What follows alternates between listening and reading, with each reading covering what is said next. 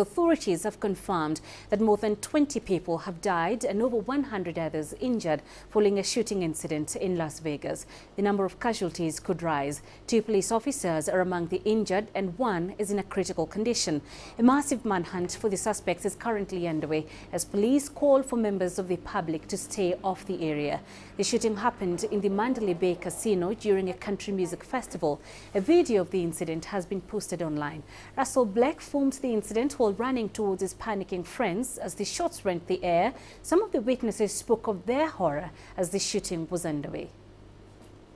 Please steer clear of the area. We have all the resources from Las Vegas Metropolitan Police Department as well as our partner agencies coming down to bear on this situation. I was inside. We refused to believe it was a shooting until it just kept going and going. And then Chase and Aldine left the stage, and then everybody started fleeing, and we started fleeing. We had to hop a gate to get out. It was crazy. I've never seen anything like that in my life. Yeah, I heard it. Boom, boom, boom, boom, boom. And it kept going. Even after we left, it just kept going and going. It was insane.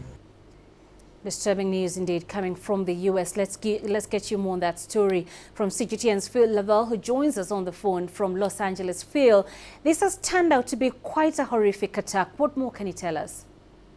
Yeah, Pauline, absolutely. I mean, this shooting took place at a very busy time. Bear in mind that Las Vegas is always busy, no matter what hour of the day or night that you're on the Strip. It's incredibly busy at all times. But this shooting took place a little after 10 p.m. in the evening. 10:08 is the exact time that the police have given us.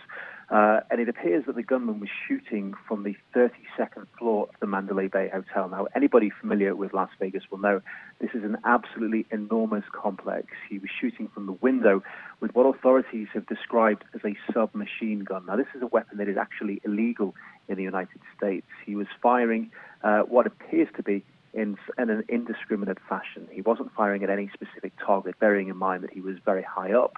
He was shooting at this country music festival that was taking place across the highway, so he wasn't even close.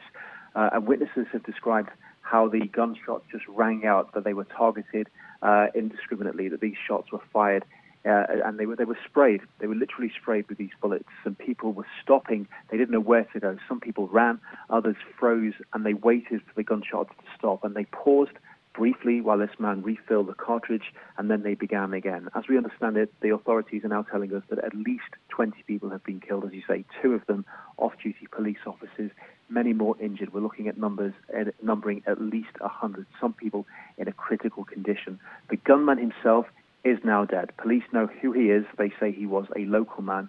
They're not naming him as yet, but we understand that he was, from sources, a man in his 60s. They are looking for his accomplice, though, or his companion is the word that they have described, a lady whose name is Marilu Danley, believed to be from a town called Mesquite in Nevada, which is about 80 miles northeast of Las Vegas. It's about an hour and a half's drive away.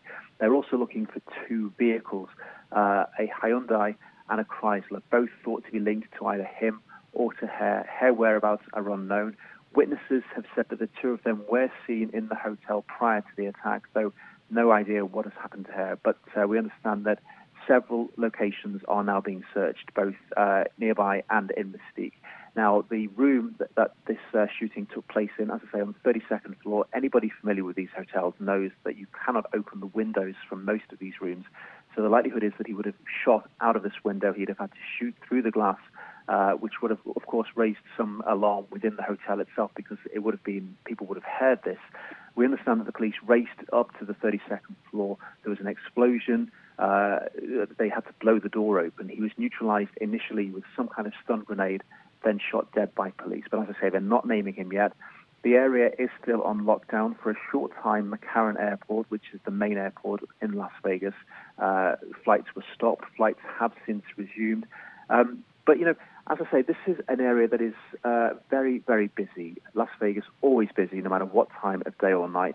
It is, what you might call it, a soft target. It is an area where it is very difficult to keep secure. I mean, obviously there are a huge amount of police because there is so much money in the area due to the casinos. But when you check into these hotels, your bags aren't checked. There's the sheer number of people. It's impossible for people to know what is being taken into this hotel. But as I say, we understand he was using a submachine gun, a weapon that is illegal in the United States. And in the coming minutes, coming hours, we're likely to hear who he was, his identity. But as I say, as for now, police know who he was, but they're not telling us his name just yet.